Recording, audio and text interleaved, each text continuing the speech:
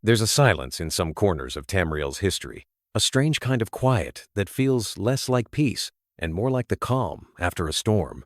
You can almost hear it if you listen closely.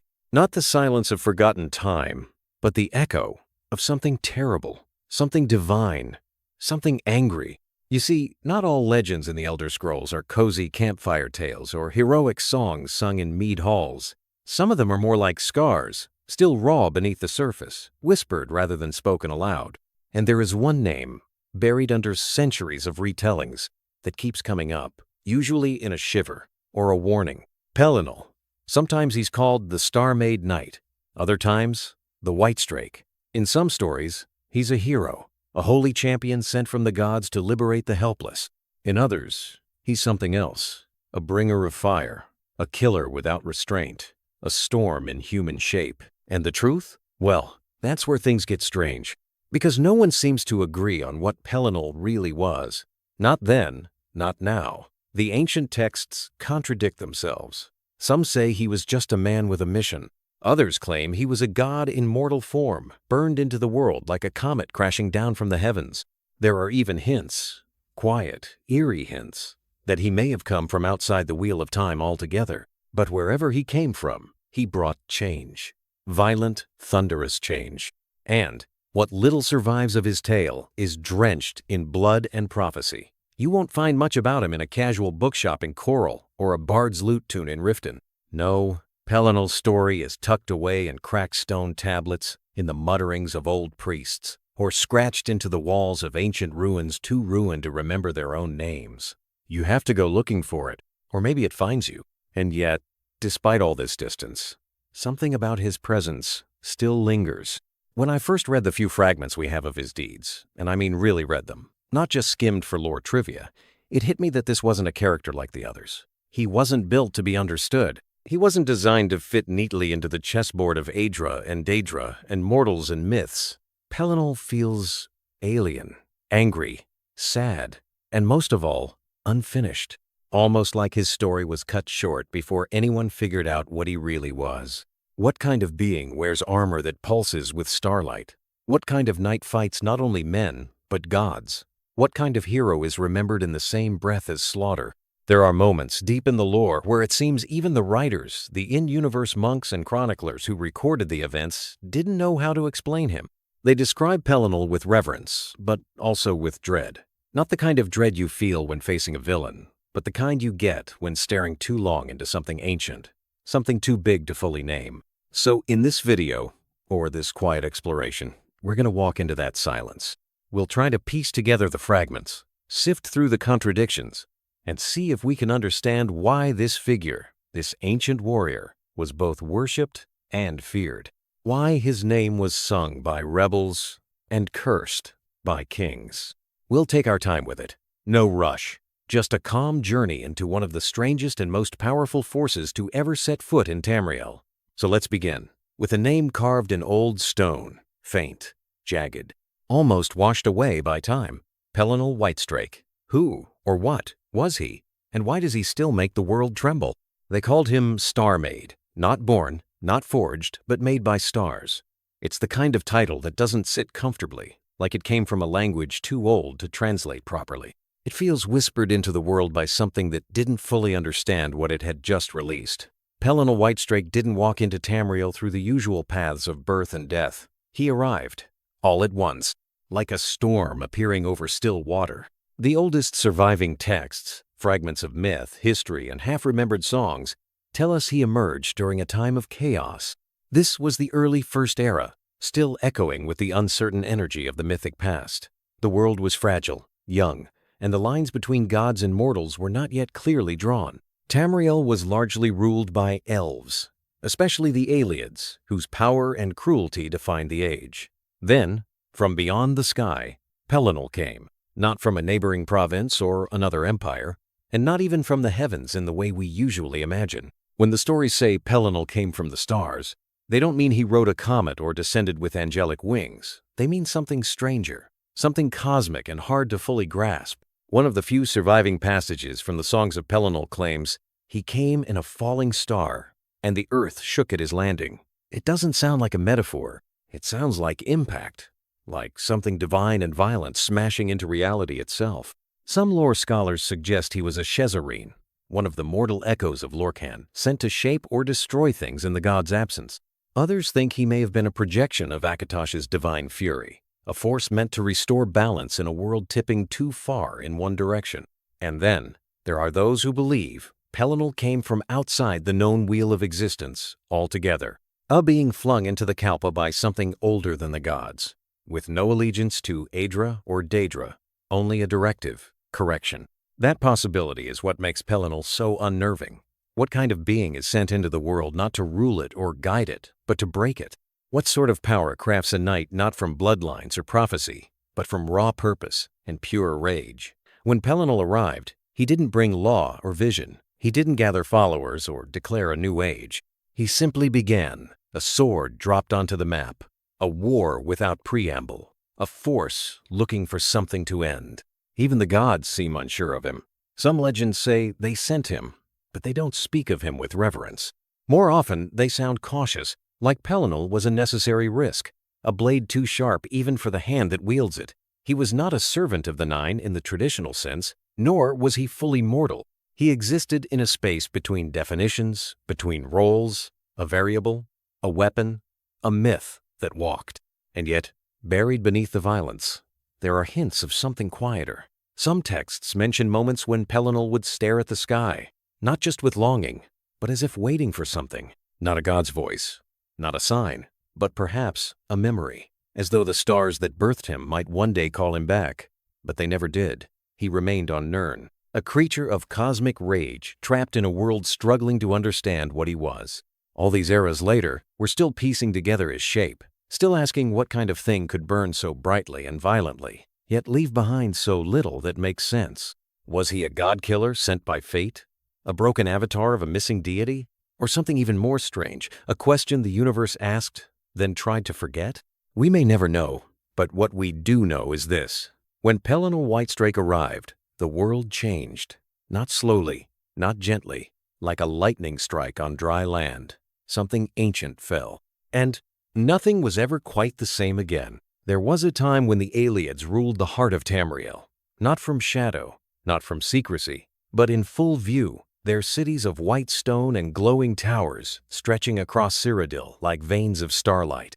They were the architects of beauty and horror in equal measure, masters of art, magic, and cruelty. And beneath all of it, under their gleaming thrones and radiant spires, toiled the human race.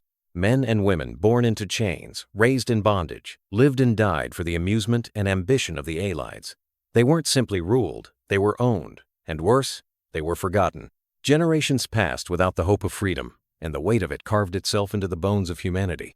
The Aelids saw themselves as divine caretakers, the rightful inheritors of the world, and their cruelty wasn't seen as evil. To them, it was structure, it was balance. But then something shifted. A whisper caught in the breathless silence of a people long silenced.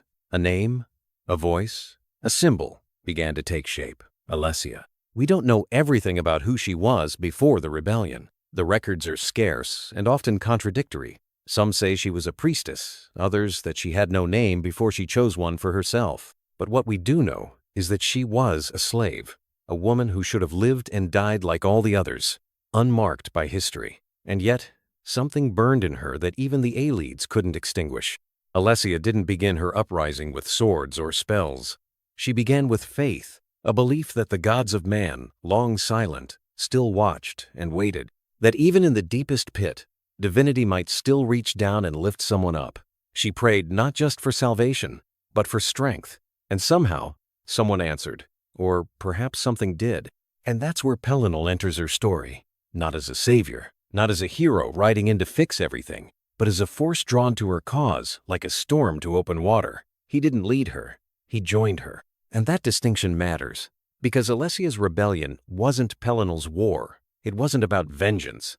It was about freedom. Still, with Pelinal at her side, the rebellion took on a new shape. It moved with a different kind of fury. Where Alessia inspired, Pelinal destroyed. Where she organized and lifted people up, he tore down the towers that kept them in chains. Together, they became something neither man nor elf had seen before, a union of spirit and steel.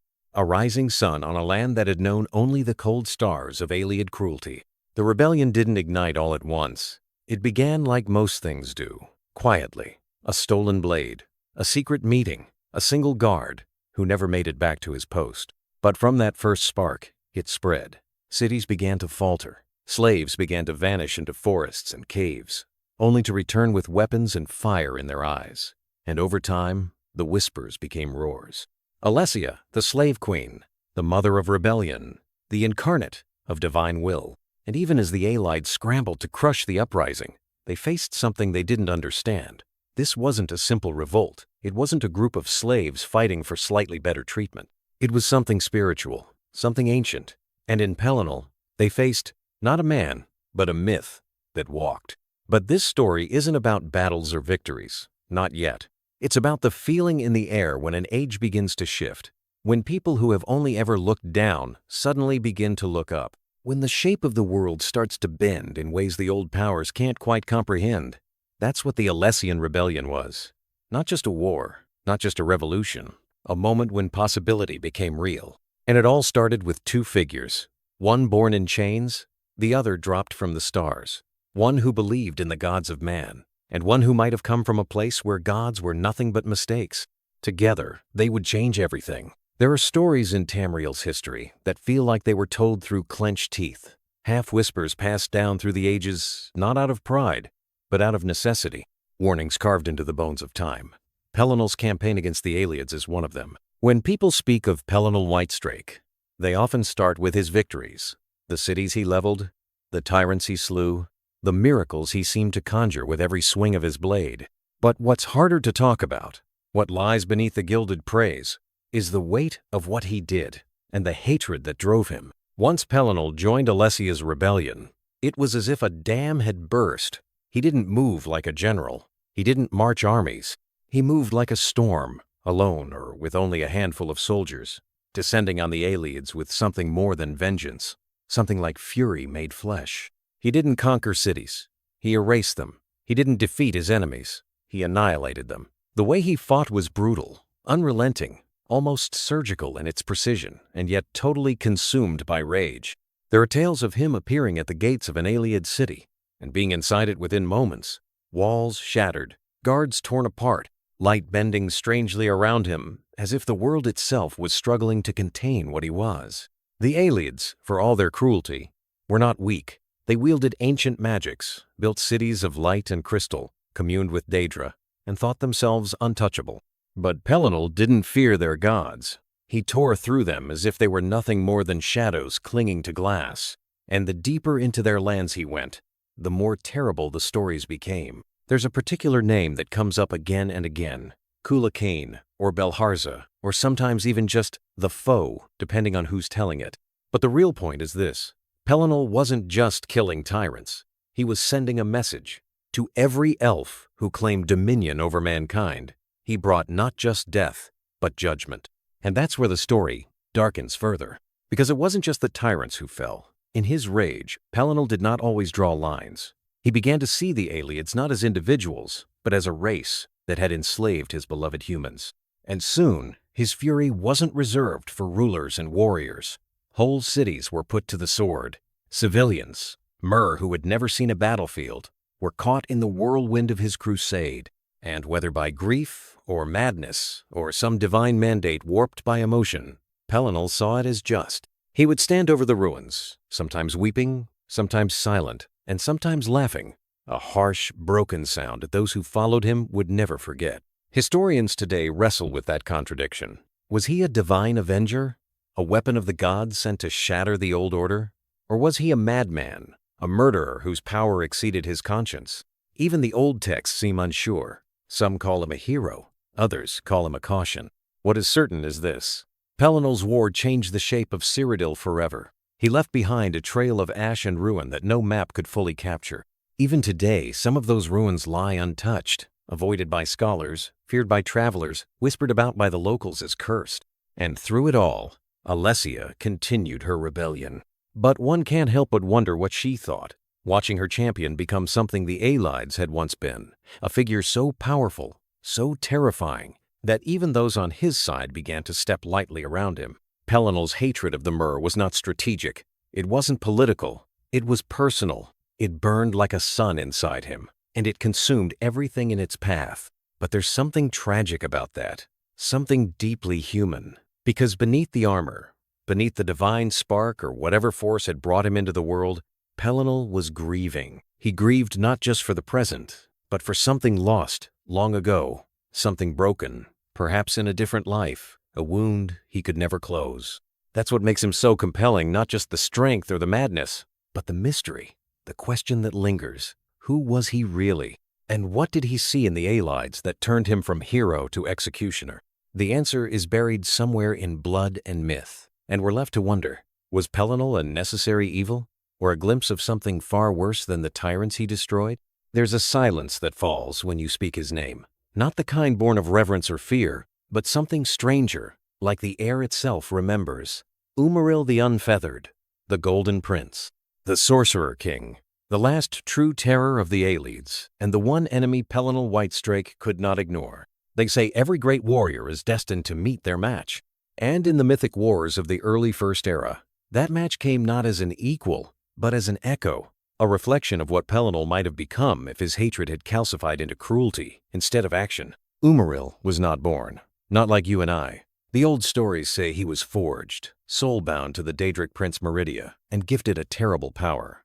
Part flesh, part spirit, part something other. His wings, once said to be majestic, had been torn away in ancient rites, which earned him the name Unfeathered. But even grounded, he walked like a god among kings. He was beautiful, terrible, and in his mind, untouchable. While the other Aelide lords trembled at Pelinal's advance, Umaril stood defiant. He did not flee. He did not bargain. He waited, calmly, for the storm to come. Because unlike the others, Umaril was not just a ruler. He was a relic of the oldest days, when Aelids still remembered the shapes of stars and whispered with forgotten beings in realms beyond Nirn. He believed in domination, in order born from pain, and in the eternal right of the Mer to rule. He saw Pelinal not as a threat, but as an aberration, a mistake in the pattern that needed correction. Their meeting was inevitable, but what that meeting looked like, that part is harder to know. The legends, and there are many, speak of a battlefield drowned in unnatural light, of the sky darkening and the ground bleeding, of spirits wailing between sword clashes that shook the bones of the world. But even then, those stories are more tone than truth. They don't tell you how long the duel lasted. They don't tell you who struck first, or how many times each one fell and rose again. They only tell you this, that the world seemed to pause just for a moment as these two titans collided, and in that pause, history trembled. Some say Umaril fought not only with blade and magic, but with the power of his Daedric pact, summoning horrors from Meridia's realm to twist the battle in his favor. Others say Pelinal cast aside his mortal shell, burning white-hot, revealing some deeper truth beneath the man-shaped myth. Perhaps both are true, perhaps neither. Because here's the thing, what matters isn't just what happened, it's what the world remembers. And the world remembers that this was more than just a battle. It was a reckoning. Two forces too large to fit in one age, trying to reshape the world in their own image.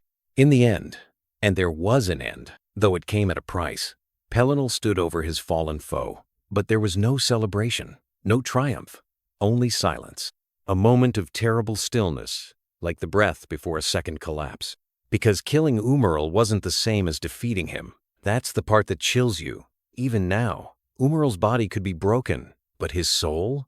That was another matter. He had bound himself so tightly to Meridia's realm that even death could not keep him. The old texts speak in riddles. He fell beyond the veil. His shadow twisted upward. His voice lingered in golden glass.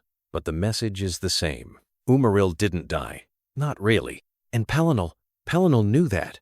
That's why, after the battle, he raged. Not in victory, but in despair. Because he understood something the others didn't. Umaril would return. Not in their lifetime.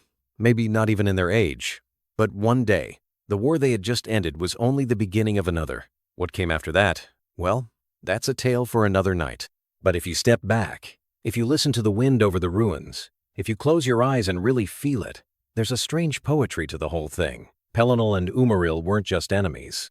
They were opposites, drawn together by the gravity of fate. one forged from stars, the other from daedric fire, one burning with grief, the other with pride. Two legends, locked in a cycle older than even the divines, and we're still feeling the echoes. There's something profoundly unsettling about Pelinal Whitestrake, something that makes you wonder if his insanity was a byproduct of his divine origins, or if the divine was a byproduct of his madness. It's a question that hasn't been fully answered, and maybe it never will be, but it's one that echoes through every story and fragment of scripture about the man, or the god, or whatever he was.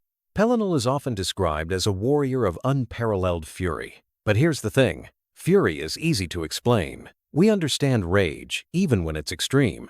What we don't always understand, though, is how a warrior like Pelinal could fly into such fits of rage, yet still be revered as a savior of Tamriel.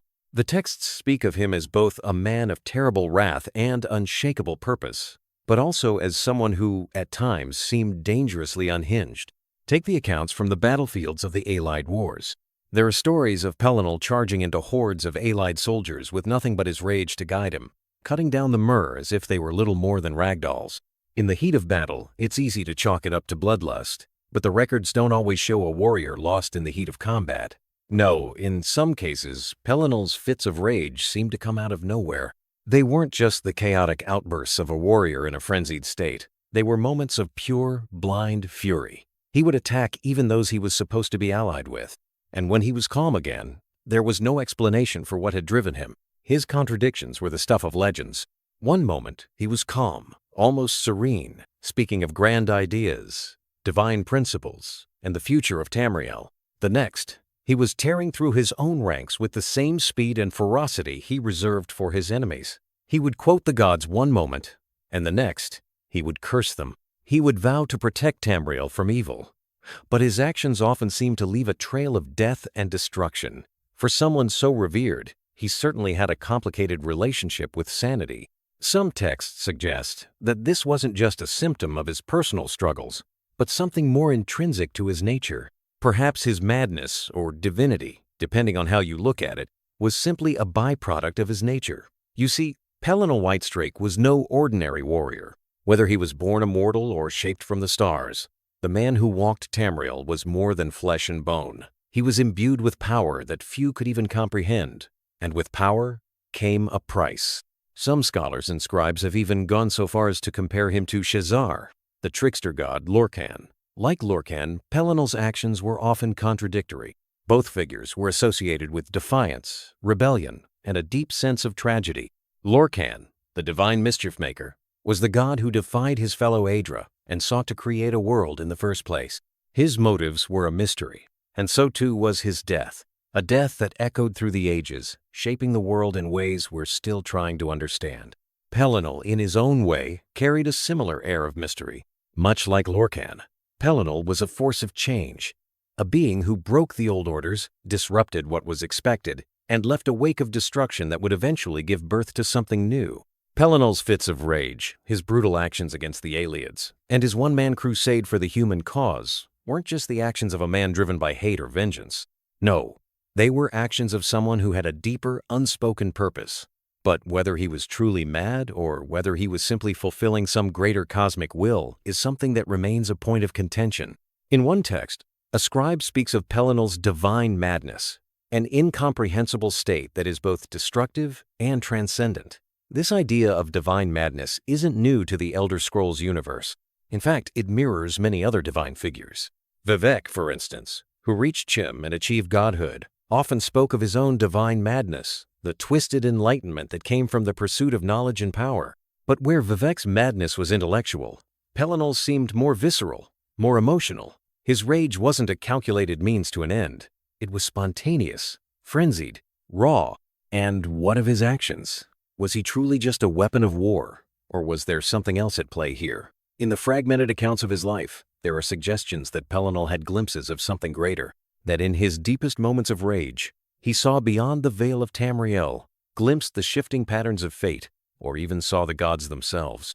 In one particularly striking passage from an ancient Ayleid text, it's written that Pelinal heard the laughter of the gods, but his laughter was not the same. It was wild, unrestrained, and filled with the echoes of something far older than Tamriel itself. Was this the laughter of a man touched by divinity? Or was it the laughter of a man who had lost touch with reality, caught in the grip of something far darker? Maybe he wasn't just mad.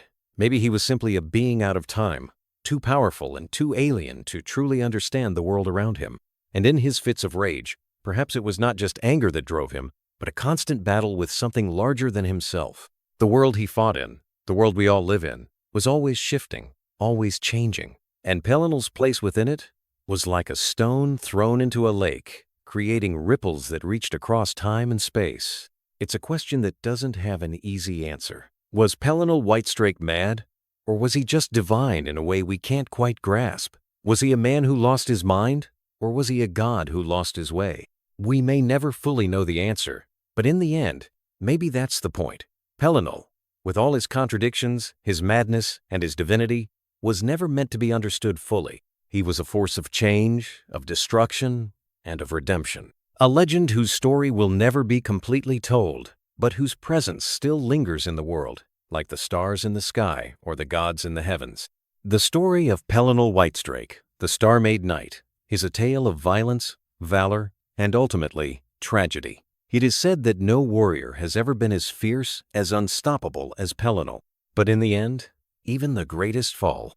After his victory over Umariel the Unfeathered, a victory that saw him put an end to the Ayleid king's reign of terror, Pelinal became a living legend. His name was spoken with awe by humans and fear by elves. His wrath against the Mer was unparalleled. Yet, with each battle he won, each foe he slew, his enemies grew stronger and more determined to bring him down. Pelinal's thirst for vengeance was boundless, but so was the resistance he faced from the very people he had once been sworn to protect. As the rebellion progressed, the surviving Ayleid kings, now desperate to put an end to the chaos he had brought, devised a plan to rid themselves of the monstrous knight. They saw him as a threat to their rule, a symbol of everything they had lost. With his might and unrelenting fury, Pelinal had already decimated entire cities, and the Mer were terrified of his wrath. They could no longer allow him to roam free. One can only imagine the scene. The high kings of the Ayleid civilization, once thought to be near gods themselves, now driven by fear and hatred, gathered their armies and cornered Pelinal. They would stop at nothing to rid the world of him. The cornered knight, covered in the blood of enemies, his sword still hot with the rage of countless battles, stood his ground, preparing for the inevitable. The legends speak of a final confrontation, a brutal battle that unfolded under the shadow of the fading Ayleid ruins. Pelinal fought like a force of nature, tearing through the elven ranks with the savagery and raw power that had made him famous. But the odds were against him. The kings had prepared for this moment, each of them wielding powerful magic, each determined to bring down the star-born knight. It was said that, even in his last moments, Pelinal's strength seemed almost infinite. He cleaved through the Mer with ease, and for every king he slew, 2 more took their place. But no matter how many fell beneath his sword, Pelinal was only human, and his strength, even if it seemed boundless, was not eternal. In the end, it was the magic that did him in. The Ayleid kings, using the ancient, forbidden arts of their people, called upon powers that even Pelinal could not withstand. Their combined sorcery, the same magic that had kept the elves in power for millennia, overwhelmed him. In a desperate final act of defiance, Pelinal fought to the bitter end, but it was clear. The Star-Made Knight's time had come. The stories are unclear on the exact details of his death, but one thing is certain. Pelinal met a gruesome and violent end. His body was torn apart by the magic, and the sheer number of blows dealt to him. His arms were severed, and his legs, too, as the Ayleid kings unleashed everything they had to ensure he would never rise again. In the end, his body was left a broken, dismembered husk. Yet, despite the brutality of his end, the most chilling part of the story lies in what came next. Pelinal's head, severed from his body, was taken as a trophy, and it was there, in the final moments of his existence, that something truly strange occurred. As his lifeless head was held aloft, a prophecy poured from his lips, strange and fragmented, like the ravings of a mad god. The words were cryptic, but some say they were foretelling the fate of Tamriel, and perhaps even the future of the gods themselves. Among the rambling words, Pelinal spoke of a coming darkness, a time when the cycle would repeat itself. He whispered of a coming rebirth, of the world's endless struggle to be remade again and again. Some even believe he spoke of the coming of the tribunal, Vivek, Sotha Sil, and Almalexia, but it's impossible to say for certain. His words were strange, disjointed, as though he were seeing glimpses of a future that no mortal should witness. And then, in a final, almost fitting moment, Pelinal's head fell silent. His last words echoed in the cold air, fading into nothingness.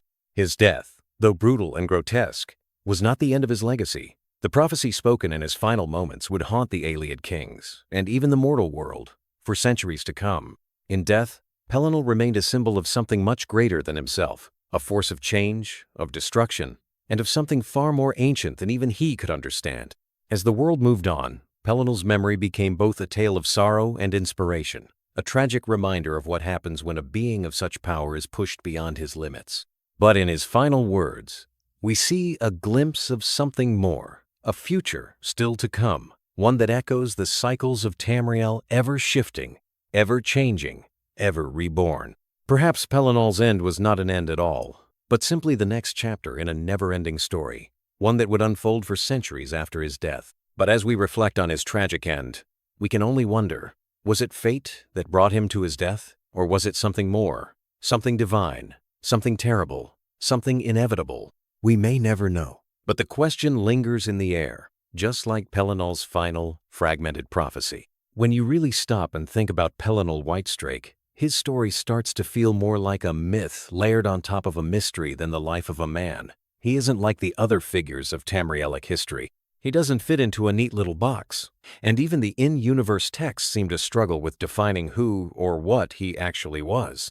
He arrived seemingly out of nowhere, wielding godlike power, covered in strange, shining armor, and driven by a rage that scorched the earth in his path. So naturally, the question arises, what was Pelinal? Some of the oldest sources call him a divine crusader, others a blessed knight, and some don't even try to explain it. They just call him the Star Maid. The most common theory, at least among scholars and mystics, is that he was a divine avatar, a shard of something higher. Not a mortal man in the usual sense, but a piece of a god, possibly sent to Tamriel to set history on its course. But then the debates begin. Which god? If you believe the Alessian priests, Pelinal was the will of Akatosh made flesh, a weapon sent down to uphold time's order by ensuring the rise of man. But that's not the only take. Others say he was tied to Shor, the Nordic version of Lorcan, the god of rebellion and the trickster who set the mortal world in motion. That would make Pelinal less of a guardian and more of a chaotic force, a tool of destruction designed to tear down the tyranny of the Ayleids so the world could be reshaped. And if you buy that theory, Pelinal's wild rages, his complete disregard for structure and law, and his contempt for elvenkind all start to make a strange kind of sense. And then there's the really strange stuff. The theories that step far outside the lines of conventional lore. There are whispers, some from obscure texts and some from hidden forums and wild-eyed scholars, that Pelinal was a time traveler, maybe even from the end of the Kalpic cycle, flung backward by the will of the Godhead or some broken piece of Chim, meant to influence the timeline in a way we can't fully understand. The name Pelinal itself is said to mean the hairy heart, and some have linked that name to ancient symbolic language around the divine spark of mortal consciousness. In other words, Pelinal might have been an idea, not just a man. What adds fuel to this speculative fire is the gear he carried. His armor was said to be unlike anything seen before or since, gleaming like star metal, humming with unseen energy. Some claimed it was so bright it hurt to look at. Others believed it shimmered in and out of reality, like it didn't fully belong in the world. His weapon, too, was strange. A glowing blade that tore through flesh and stone alike, even shrugging off the spells of the most powerful sorcerer kings.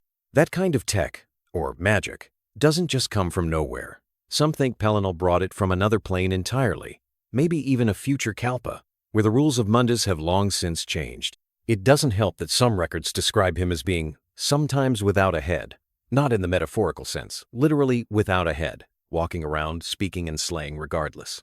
Was that poetic imagery a metaphor for divine detachment? Or did Pelinal operate on a level so strange that even his body didn't need to follow the rules?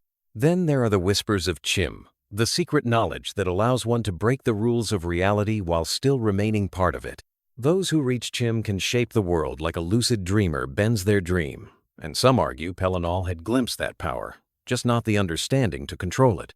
That might explain the bursts of violence, the fractured identity, the moments where he seemed more like a concept than a person. Perhaps he was an aspect of the Godhead's dream, a fleeting thought made manifest to nudge the dream in a new direction. But if that's true, why the hatred? Why the madness? Why the contradiction between noble crusader and unhinged destroyer? Maybe that's just what happens when you compress something cosmic into a mortal shell.